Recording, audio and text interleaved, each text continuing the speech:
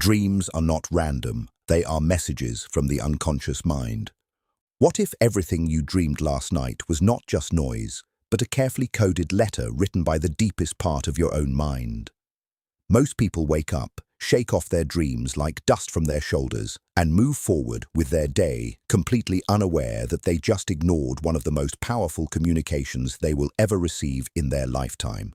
The unconscious mind does not speak in words. It does not send emails or text messages. It speaks in symbols, in images, in stories that feel real enough to make your heart race and your hands sweat. Dreams are the language of the inner world, a world that runs deeper, wider, and more powerfully than anything your conscious mind can ever fully grasp. When you dream of falling, you are not simply reliving a physical fear.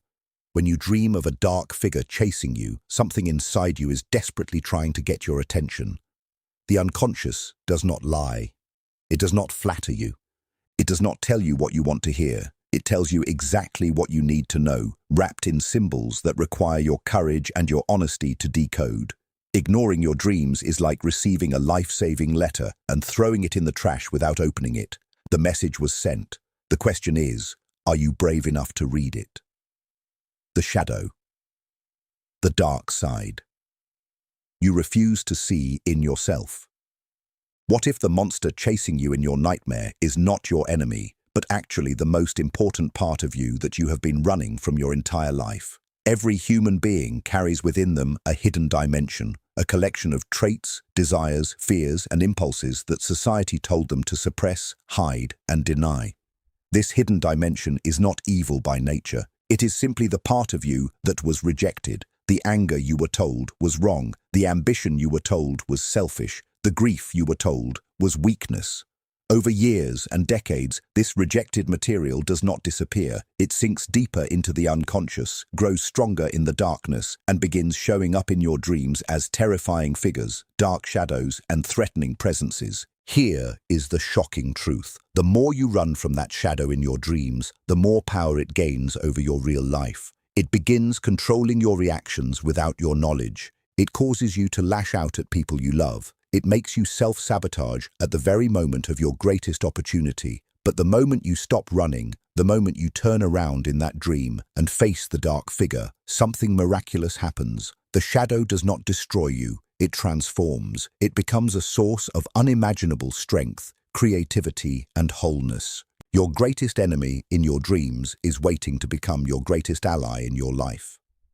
Dream symbols are deeply personal, not universal definitions. What if the dream dictionary you bought for $15 at a bookstore is actually preventing you from understanding the most important messages your own mind is sending you? Here is a truth that most people find deeply uncomfortable. There is no single, fixed meaning for any dream symbol. A snake in your dream does not mean the same thing for you as it means for your neighbor, your colleague, or your closest friend. Dream symbols are born from your personal history, your individual experiences, your cultural background, your emotional wounds, and your unique relationship with the world around you. The water in your dream carries the emotional weight of every experience you have ever had with water. The ocean your father took you to as a child, the flood that once destroyed your sense of safety, the river where you first fell in love. No book can know that. No app can decode that. Only you carry that code within yourself. This is why the real work of understanding dreams is deeply personal and deeply courageous. It requires you to sit with the image, to ask yourself what it means to you, to follow the feeling rather than the label. The person who hands you a definition of your dream symbol has given you a borrowed key that will never open your specific lock. Your dreams speak your language, not a language written in any dictionary on earth. Dreams reveal what you are truly feeling, not what you think you feel. What if you have been lying to yourself your entire life, not out of dishonesty, but simply because you never knew there was another version of the truth living inside you, whispering in the dark? The conscious mind is an expert at convincing you that everything is fine. It builds walls, constructs explanations, creates narratives that protect you from uncomfortable truths. You tell yourself you are not afraid. You tell yourself you have moved on. You tell yourself you do not care anymore. And then you go to sleep, and the dream tells you the real story. The dream shows you standing at the edge of a cliff, paralyzed. The dream shows you searching desperately through an empty house for something you cannot name. The dream shows you weeping in the arms of someone you pretended to forget. Dreams bypass every defense mechanism your conscious mind has carefully constructed. They cut straight through the walls and land directly in the truth. This is not comfortable. This is not always pleasant, but it is profoundly necessary, because a person who does not know what they are truly feeling cannot make real choices, cannot build real relationships, and cannot live a real life. Your emotions do not disappear when you refuse to acknowledge them. They simply go underground, and they wait for you in the night, patient and honest, ready to tell you exactly what you have been too afraid to admit in the daylight. Recurring dreams are urgent warnings. Your mind refuses to stop sending. What if that same terrifying dream you have had 15 times is not a glitch in your mind, but the most urgent message your entire psychological system is capable of sending you? Recurring dreams are not accidents. They are not random repetitions. They are the unconscious mind's version of an alarm that keeps ringing because nobody has come to turn it off. Every time that dream returns, every time you find yourself in that same crumbling building, running down that same endless corridor, standing in front of that same impossible situation, your mind is saying, "This has not been resolved. This still matters. You have not dealt with this yet." The theme of the recurring dream always points to an unresolved wound, an unacknowledged fear, or a life situation that demands your honest attention and your courageous action. Many people try to stop recurring dreams through medication, through distraction, through forcing themselves to think about something else before bed. But silencing the alarm does not put out the fire. The only way a recurring dream truly stops is when the person finally faces the real-life issue the dream is reflecting, when the wound is acknowledged, when the unresolved situation is addressed, when the truth is finally spoken. The moment that happens, often with shocking speed, the dream disappears, because the message has finally been received. The urgent letter has finally been opened and read. Dreams are the path to wholeness, the journey of becoming your true self.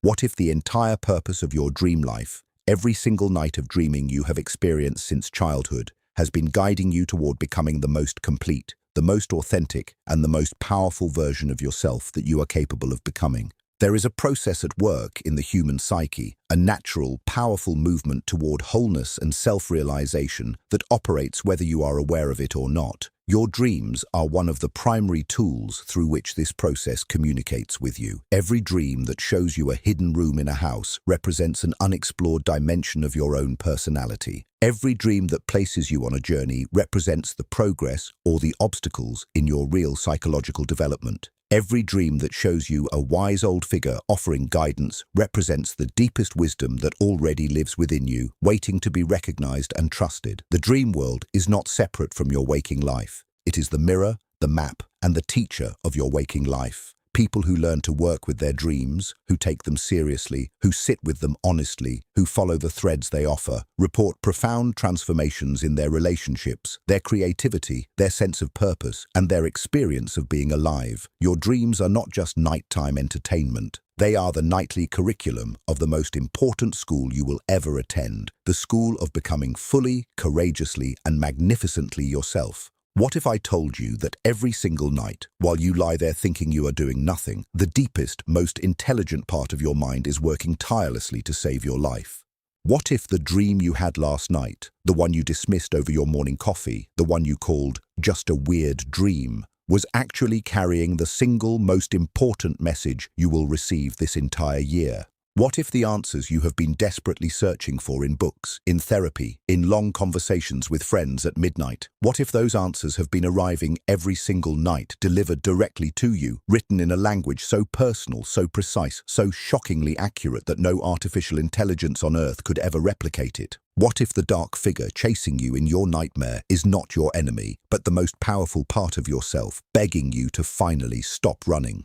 What if the recurring dream that has tormented you for years is not a curse, but a gift so urgent, so important, that your own mind refuses to stop sending it until you finally, truly listen? What if understanding your dreams is not a mystical practice reserved for philosophers and poets, but the most practical, most life-changing skill any human being can develop. I am about to show you that your dream life is not random. It is not noise. It is not decoration. It is the language of the deepest truth you will ever encounter. And that truth is you. What if the most important conversations you will ever have in your entire life are not happening in boardrooms, not happening in therapists' offices, not happening in the quiet moments between you and the people you love, but are happening every single night in the privacy of your own sleeping mind, in a world that most people spend their entire lives completely ignoring? We live in an age that celebrates the conscious. We celebrate logic, strategy, productivity, and rational thought. We build our identities around what we know, what we can prove, what we can measure and control. We are proud of our awareness. We are proud of our intelligence. And yet, and this is the part that should stop you cold, the conscious mind represents only a tiny fraction of who you actually are. Beneath every thought you have ever thought, beneath every decision you have ever made, beneath every emotion you have ever felt, there exists a vast, ancient, extraordinarily intelligent realm that your conscious mind can barely glimpse and certainly cannot control. That realm speaks to you every night, and most of us never listen. Dreams are not the scattered debris of a tired brain. Dreams are not your mind processing the pizza you ate too late or the movie you watched before bed. Dreams are the voice of the unconscious, the most honest, most profound, most relentlessly truthful part of your entire psychological being. And the unconscious is not interested in making you comfortable. It is interested in making you whole. Think about that word for a moment, whole. Not happy in the shallow, temporary sense, not successful by external standards, whole, complete, fully realized, authentically yourself. This is the destination toward which the inner life is always moving, always pointing, always pulling, whether you cooperate with it or not. And dreams are one of its most powerful navigational tools. Now here is where it gets genuinely shocking. Most people believe they know themselves. They have a story they tell about who they are, their strengths, their values, their personality, their preferences. They have built this story carefully over a lifetime, and they protect it with enormous energy. But the unconscious keeps a different record. The unconscious knows about the parts of you that you rejected, the parts that were told to be silent, the parts that were shamed, dismissed, ridiculed, or simply deemed inconvenient by the world around you. And all of those rejected parts, they did not disappear. They went underground. They live in the darkness of the unconscious, and they show up in your dreams. When a dark figure chases you through your dream, when you wake up breathless and terrified, heart pounding, reaching for the light switch, what just happened? The instinct is to dismiss it as a nightmare, to shake it off, to be grateful it was not real. But consider this radical possibility. What if that dark figure is carrying something that belongs to you? What if it contains the very quality you are most afraid of acknowledging in yourself? Your anger, your desire, your ambition, your grief, your wildness, your power. What if the most frightening thing about that figure is not how different it is from you, but how similar? The moment you stop running from it, the moment you gather the extraordinary courage it takes to turn around in that dream and face what is chasing you, the transformation that occurs is almost impossible to describe to someone who has not experienced it. The terror dissolves, the figure changes. What was a monster becomes something else entirely. It becomes a messenger, it becomes a guide, it becomes the very source of the strength you have been desperately searching for in every other corner of your life. This is not fantasy. This is not poetry. This is the actual psychology of the human unconscious, and it operates according to laws as consistent and as real as the laws of physics. But the shadow, this hidden dimension of rejected selfhood, is only one dimension of the dream world, because dreams also serve as the most precise emotional diagnostic tool in existence. You have felt it. Everyone has felt it. That sensation of being absolutely certain you have moved on from something, a relationship, a loss, a failure, a wound, only to find that same unresolved pain showing up in your dreams with a clarity and an intensity that your waking mind refused to allow. The dream does not care about your defenses. The dream does not respect the walls you have built with such painstaking care. The dream walks straight through those walls and shows you exactly what is still alive, exactly what is still hurting, exactly what has not yet been truly faced and truly felt. This is one of the most uncomfortable gifts you will ever receive. Because the moment a dream strips away your defenses and shows you the raw truth of your emotional reality, you are confronted with a choice. You can roll over, dismiss the dream, and rebuild your walls before the morning coffee is finished. Or you can sit with what the dream revealed. You can let it matter. You can allow yourself to feel what the dream showed you feeling. You can follow that thread back into your waking life and ask the courageous question, what is this really about, and what does it require of me? The people who choose the second path consistently, honestly, courageously experience something remarkable. Their relationships deepen because they begin to understand themselves with a clarity that allows them to understand others. Their creativity expands because they have opened channels between the conscious and unconscious mind that allow ideas and images to flow in both directions. Their sense of purpose sharpens because they are no longer living a story written only by their conscious preferences and social conditioning. They are living a story that includes the full depth of who they actually are.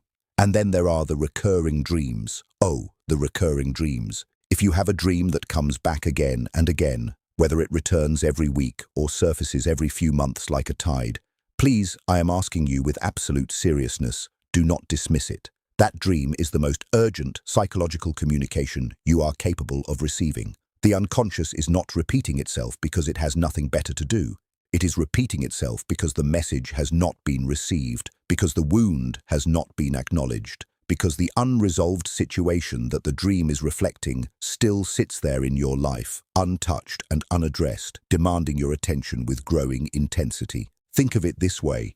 Imagine someone sends you a letter containing information that could genuinely change your life. You do not open it. So they send another, and another, and another. Each time you set it aside, each time you tell yourself you will deal with it later, the letters arrive more frequently, with more urgency, with more desperation. The recurring dream is those letters. And the moment you finally open the letter, the moment you finally face the thing it is pointing toward, the dream stops. Sometimes with a speed that is almost startling. Because the message was received, the alarm can finally be silenced because someone has come to address the fire. Now I want to speak to you about something that sits at the very heart of all of this, something that I believe may be the most important idea I will share with you today. Dreams are not just diagnostic tools. They are not just warning systems. They are not just emotional mirrors. They are active participants in the most profound journey a human being can undertake. The journey of becoming fully, authentically, completely yourself. There is something moving within the human psyche, something that pulls, quietly, persistently, with enormous patience and enormous intelligence in the direction of wholeness, in the direction of integration, in the direction of the person you were always meant to become, beneath all the conditioning, beneath all the performance, beneath all the carefully constructed presentations you offer to the world. This movement does not stop because you ignore it. It does not give up because you are afraid. It does not abandon you because you have spent decades running in the opposite direction. It simply keeps sending you dreams. Dreams of hidden rooms that represent the unexplored territories of your own soul. Dreams of journeys through landscapes that mirror the terrain of your inner development. Dreams of wise figures, sometimes a man, sometimes a woman, sometimes a being that defies easy categorization, who appear at moments of greatest confusion and offer, in the cryptic language of symbol and image, exactly the guidance that your conscious mind cannot yet formulate. These figures are not external visitations. They are interior realities, dimensions of your own psyche that the dreaming mind is able to personify and present to you in a form you can encounter and engage with. The wisdom they offer is your wisdom. The guidance they carry is already within you.